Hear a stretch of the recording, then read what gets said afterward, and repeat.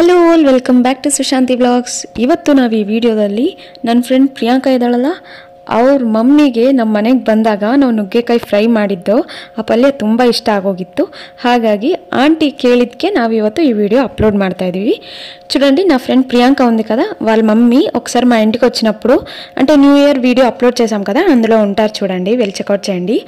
New ఇయర్కి మా ఇంటికి వచ్చినప్పుడు మేము అన్ని రకాల వంట వండితే ఆంటీకి ఇది ఎస్పెషల్లీ చాలా నచ్చిందంట. సో అందుకే ఈరోజు ఈ వీడియో ఆంటీ కోసం మేము చేయబోతున్నాము, మీరు కూడా చూడండి. Okay, so now let's get into the video.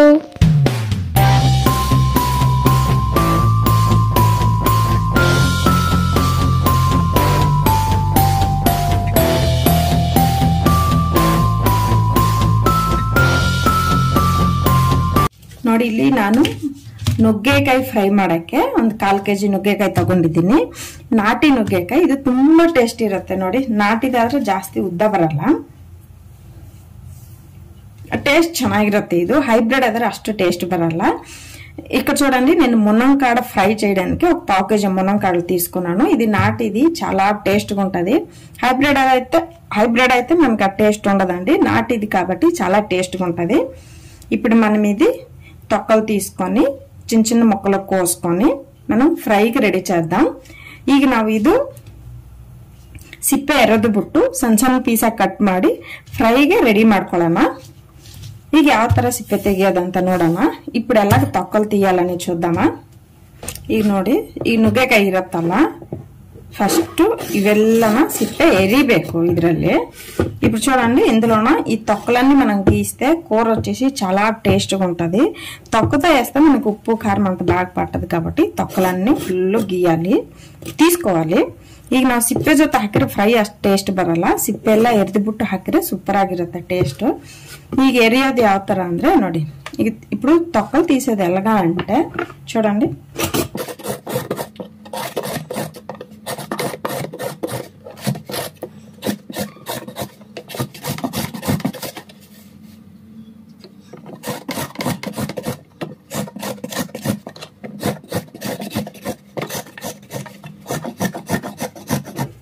ಈಗ ಇಲ್ಲೊಂದು ಸಣ್ಣದಾಗಿ ಕಟ್ ಮಾಡಿ ನೋಡಿ ಬಂದ್ಬಿಡುತ್ತೆ. ಈಗ ನೋಡಿ ಈ ತರ ಬರುತ್ತಲ್ಲ ಎಕ್ಸ್ಟ್ರಾ, ಅದನ್ನು ತೆಗಿಬೇಕು ನಾವು. ನೋಡಿ, ಇಷ್ಟಿಷ್ಟು ಪೀಸ್ ಇರಬೇಕು ನುಗ್ಗೆಕಾಯಿ ಬಂದು, ನಮಗೆ ಇಷ್ಟಿಷ್ಟು పీస్ ఇದ್ರೆ ಚೆನ್ನಾಗಿರುತ್ತೆ. ಒಂದು 2 ರಿಂದ 3 ఇంచు మనకు వచ్చేసి ఎంతెంత పీసులు ఉంటే బాగుంటుంది. ఒక 2 నుండి 3 ఇంచులు ఉండాలండి. ఇలాగ తొక్కలు వస్తుంటే ఇలా తీసేస్తే మనకి కర్రీ అనేది చాలా టేస్ట్గా ఉంటుంది. ನಮಗೆ ಈ ಸಿಪ್ಪೆ ಬಂದ್ಬಿಟ್ರೆ ನಾವು ಫ್ರೈನ ತುಂಬಾ ಟೇಸ್ಟ್ ಬರುತ್ತೆ.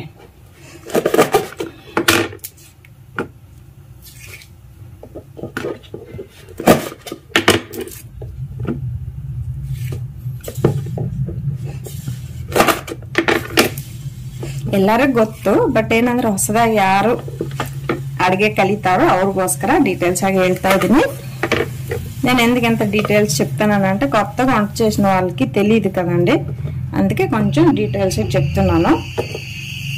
ನೋಡಿ, ಈಗ ನಾವು ನುಗ್ಗೆಕಾಯಿ ಫ್ರೈಗೆ ಈ ತರ ಸಿಪ್ಪೆಲ್ಲ ಎರೆದ್ಬಿಟ್ಟು ನೋಡಿ ಇಷ್ಟಿಷ್ಟು ಕಟ್ ಮಾಡಿದ್ದೀನಿ ನಾನು. ಈ ತರ ಸಿಪ್ಪೆಲ್ಲ ಎರೆದ್ಬಿಟ್ಟು ಒಂದ್ಸಲ ವಾಶ್ ಮಾಡ್ಕೊಂಡು ಬಂದಿದ್ದೀನಿ. చూడండి, నేను మునంకాడ ఫ్రైకి ఇలాగ తొక్కలన్నీ మీద తొక్కలన్నీ తీసుకొని ఒకసారి వాష్ చేసుకుని తెచ్చాను. దీనికి ఇప్పుడు కావాల్సిన పదార్థాలు ఈರುಳ್ಳಿ 2 ತಗೊಂಡಿದ್ದೀನಿ. ಈ ತರ ಮೀಡಿಯಂ ಸೈಜ್ ಕಟ್ ಮಾಡಿ ಇಟ್ಟಿದ್ದೀನಿ.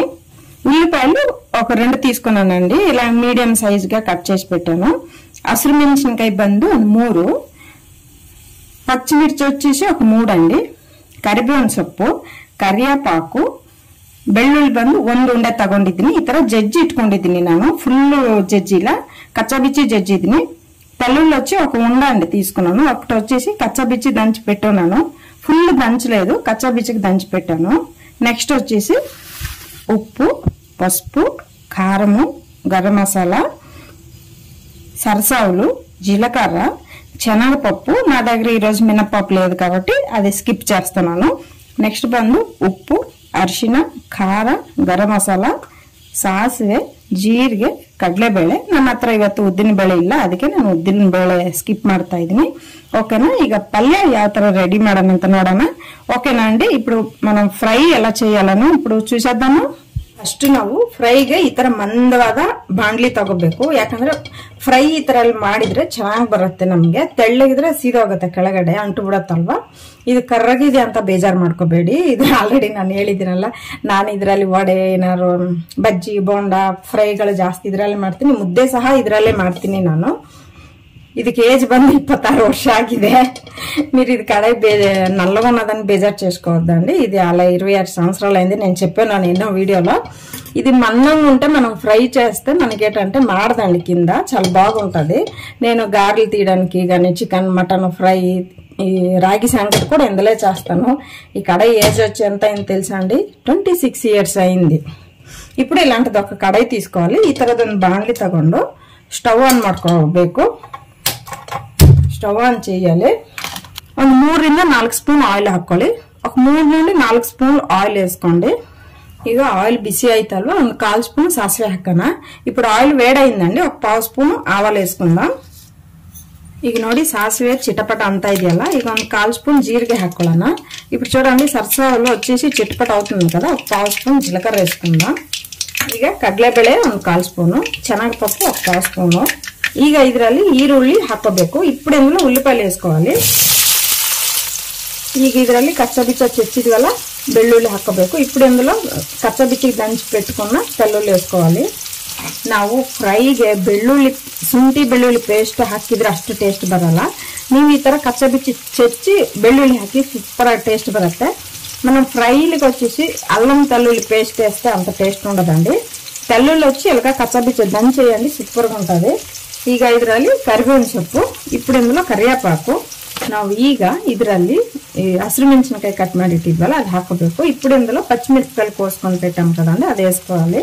ಈಗ ಎಲ್ಲಾನ ಒಂದ್ಸಲ మిక్స్ ಮಾಡ್ಕೋಬೇಕು. ఇప్పుడు అన్ని ఒకసారి మిక్స్ చేసుకోవాలి. ನೋಡಿ ಈರುಳ್ಳಿ ಗೋಲ್ಡನ್ ಬ್ರೌನ್ ಕಲರ್ ಬಂದಿದೆಯಲ್ಲ, ನೋಡಿ ಎಷ್ಟು ಚೆನ್ನಾಗಿ కలర్ చేంజ్ ಆಗಿದೆಯಲ್ಲ. ఈ టైంలో ನಾವು ನುಗ್ಗೆకాయ పీస్ ಹಾಕ್ಬಿಡಬೇಕು. ఇప్పుడు చూడండి ఉల్లిపాయలు గోల్డెన్ బ్రౌన్ కలర్ వచ్చింది కదా, ఇలాంటప్పుడు మనం మునక్కాడలు కట్ చేసి పెట్టుకున్నాం కదా, అవి వేసుకోవాలి.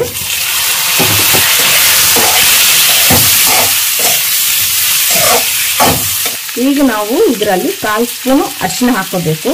ఇందులో ఇప్పుడు 1/2 స్పూన్ మనం పసుపు వేసుకోవాలి. ಈಗ ಖಾರ ಬಂದು ನಿಮ್ಮ ಇಷ್ಟ, ನೀವು ಎಷ್ಟು ಖಾರ ತಿಂತೀರೋ ಅಷ್ಟು ಹಾಕೊಳ್ಳಿ. ನಾನು 1.5 స్పూన్ ಹಾಕ್ತೀವಿ. ఇప్పుడు నేను కారం వచ్చేసి మీ ఇష్టం అండి, మీరు ఎంత వేసుకోండి. నేను వచ్చేసి 1.5 స్పూన్ కారం వేస్తున్నాను. ನೋಡಿ 1.5 ಸ್ಪೂನ್ ಹಾಕ್ತಿದ್ದೀನಿ, 1.5 ಸ್ಪೂನ್ అండి. ಈಗ ಬಂದು ಉಪ್ಪು ನೋಡಿ 1 ಸ್ಪೂನ್ ಹಾಕ್ತೀನಿ. ఇప్పుడు ఉప్పు వచ్చేసి 1 స్పూన్ అండి. ಈಗ ಚೆನ್ನಾಗಿ ಮಿಕ್ಸ್ ಮಾಡ್ಕೊಳ್ಳೋಣ. ఇప్పుడు బాగా కలపాలి.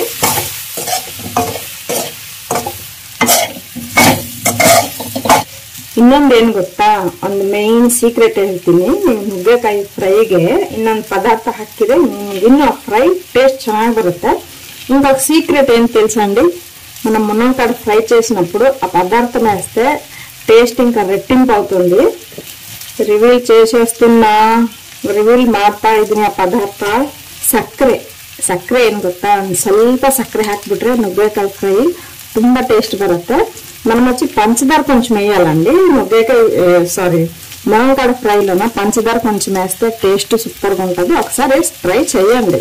ನೀವೊಂದ್ಸಲ ಹಾಕಿ ಟ್ರೈ ಮಾಡಿ, ನಿಮ್ಗೆ ಗೊತ್ತಾಗುತ್ತೆ. ಹಂಗಂತ ಜಾಸ್ತಿ ಹಾಕ್ಬಿಡಿ, ನಾನು ಇಷ್ಟೆಲ್ಲ ಹಾಕಲ್ಲ. ಸ್ವಲ್ಪ ಒಂದು 10 ರಿಂದ 15 కాಳು ಹಾಕ್ತೀನಿ. అలాగనే ఎక్కువ వేసుకోకూడదండి. 10 నుండి 15 గింజలు వేసుకోవాలంటే. చూడండి, ನೋಡಿ ಅಷ್ಟೇ ನಾನು ಕಡಿಮೆ ಹಾಕಿರೋದು, ಜಾಸ್ತಿ ಹಾಕಕ್ ಹೋಗ್ಬಿಡಿ, ಸ್ವೀಟ್ ಆಗ್ಬಿಡತ್ತೆ, ಟೇಸ್ಟ್ ಕೆಟ್ಟಾಗ್ಬಿಡತ್ತೆ. చూడండి, ఎక్కువ వేయదండి, అంతే పంచదార వేసుకోవాలి. అంత వేసుకుంటే మనకి సూపర్ టేస్ట్గా ఉంటుంది. ನೋಡಿದ್ರಲ್ಲ, ನಿಮ್ಗೆ ಆಶ್ಚರ್ಯನಾ ಫ್ರೈಗೆ ಶುಗರ್ ಹಾಕ್ತಾರ ಅಂತ?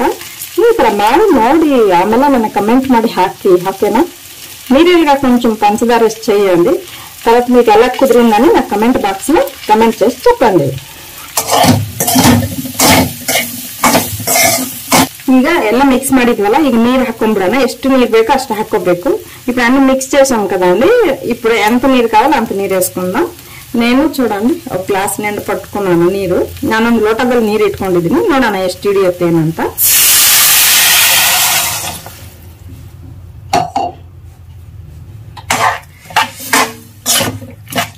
ನೋಡಿ ಇಷ್ಟು ನೀರಾದ್ರೆ ಸಾಕು, ಬಟ್ ನಾನು ಸ್ವಲ್ಪ ಹಾಕ್ತಾ ಇದ್ದೀನಿ. ఎంత నీరు అయితే చాలండి, మరి కొంచెం వేస్తున్నాను నేను. ఒక పావు గ్లాస్ లాగా వేస్తున్నాను. ಈಗ ನಾವೇನ್ ಮಾಡ್ಬೇಕಂದ್ರೆ ಮುಚ್ಚಳ ಹಾಕ್ಬಿಟ್ಟು ಹೈ ಫ್ಲೇಮ್ ಅಲ್ಲಿ ಒಂದ್ 5 ನಿಮಿಷ ಬಾಯ್ಲ್ ಮಾಡ್ಬೇಕು. ఇప్పుడు మనం ఏం చేయాలంటే మూత పెట్టేసి హై ఫ్లేమ్ లోనే ఒక 5 నిమిషాలు ఉడకబెట్టాలండి. ಈಗ ನಾವು 5 నిమిష క్లోజ్ ಮಾಡೋಣ. ఇప్పుడు మనం వచ్చేసి ఒక 5 నిమిషాలు మూత పెట్టేద్దాం. ನೋಡಿ ಹೈ ಫ್ಲೇಮ್ ಅಲ್ಲಿ ಇಟ್ಟಿದ್ದೀನಿ, చూడండి ಹೈ ಫ್ಲೇಮ್ లో పెట్టున్నాను. ಈಗ ನೋಡಿ ನಾವು ಹೈ ಫ್ಲೇಮ್ ಅಲ್ಲಿ 5 నిమిషాలు ఇట్టిదివల్ల ಈಗ ತೆಗೆದು ನೋಡೋಣ. ఇప్పుడు చూడండి మనం 5 నిమిషాలు హై ఫ్లేమ్ లో పెట్టాం కదా. ఇప్పుడు చూద్దామా మూత తీసుకొని.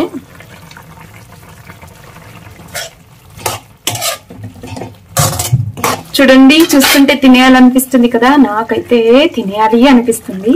ನೋಡ್ತಿದ್ರೆ ನನಗೂ ಸಹ ತಿನ್ಬೇಕು ಅನಿಸ್ತದೆ. ಬಟ್ ನಮ್ಮ ಮಮ್ಮಿ ಮಾತಾಡೋದನ್ನ ನೀವು ಕೇಳಿಸ್ಕೊಳ್ಳಿ, ನಾನು ಸ್ವಲ್ಪ ಟೇಸ್ಟ್ ಮಾಡ್ತೀನಿ. ಇನ್ನು ಬೆಂದಿಲ್ಲ ಶ್ರೀಶಾ, ಇರು ಒಂದ್ 5 ನಿಮಿಷ ಇರು.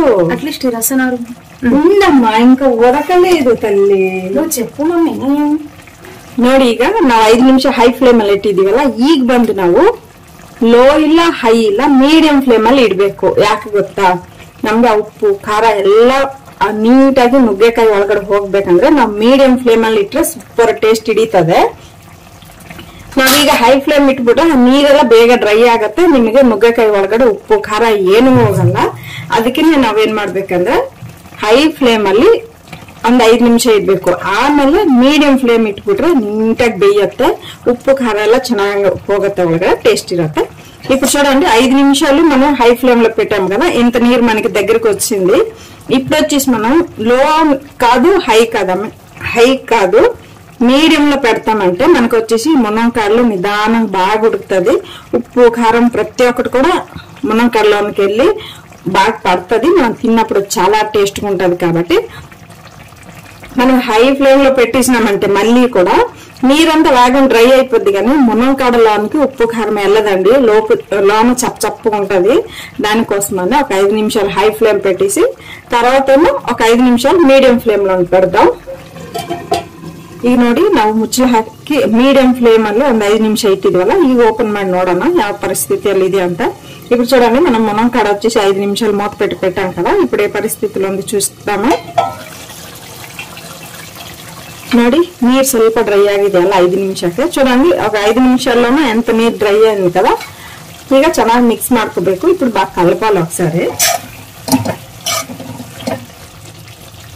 ಈಗ ನಾವು ಈ ಟೈಮಲ್ಲಿ ಏನ್ ಮಾಡ್ಬೇಕಂದ್ರೆ ఉప్పు ఖారం సరియాగొತ್ತಿಲ್వో ఈ టైమಲ್ಲಿ ನಾವು ಟೇಸ್ಟ್ ನೋಡ್ಬೇಕು. ఇప్పుడు మనం ఈ టైంలో ఏం చేయాలంటే ఉప్పు ఖారం సరిపోతుందా లేదా అని కొంచెం చెక్ చేయాలండి. ನೋಡಿ ಇಲ್ಲಿ ಉಪ್ಪು ಖಾರ ಪ್ರತಿಯೊಂದು ಕರೆಕ್ಟ್ ಆಗಿದೆ, ನೀವೇನು ಎಕ್ಸ್ಟ್ರಾ ಹಾಕ್ಬೇಡಿ. ನಾನು 1/4 kg ಕ್ವಾಂಟಿಟಿ ಇದು, 1/4 kg ನಾನು ಎಷ್ಟು ఉప్పు ఖార ಎಲ್ಲ ಹಾಕಿದ್ದೀನಿ ನೋಡಿದ್ರಲ್ಲ. ఉప్పు కారం అంతా కరెక్ట్ సరిపోయిందండి. ఇది వచ్చేసి ఒక 1/2 kg మునక్కాడలండి. 1/2 kgకి నేను ఎంత వేసానో మీరు అంత వేస్తే కరెక్ట్ గా సరిపోద్ది. లేదు మీకు కొంచెం ఉప్పు కారము తక్కువ ఎక్కువ అంటే మీరు అడ్జస్ట్ చేసుకోండి. ಈಗ ನಾವು ಈ ಟೈಮಲ್ಲಿ ಏನ್ ಮಾಡ್ಬೇಕಂದ್ರೆ ಗರಂ ಮಸಾಲ ಹಾಕೋಬೇಕು. ಈ ಟೈಮಲ್ಲಿ ಇಲ್ಲಾಂಟప్పుడు మనం ಗರಂ ಮಸಾಲ వేసుకోవాలి.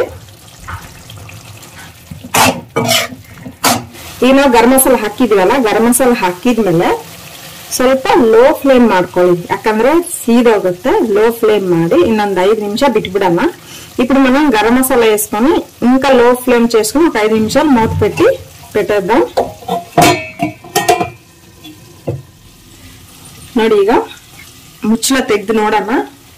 ఇప్పుడు చూడండి మూత తీసి చూద్దామా. చూడండి ఆయిల్ బయటకు వచ్చేస్తుంది. ఆయిల్ బయటకు వచ్చిందంటే అయ్యిందని లెక్క కదా.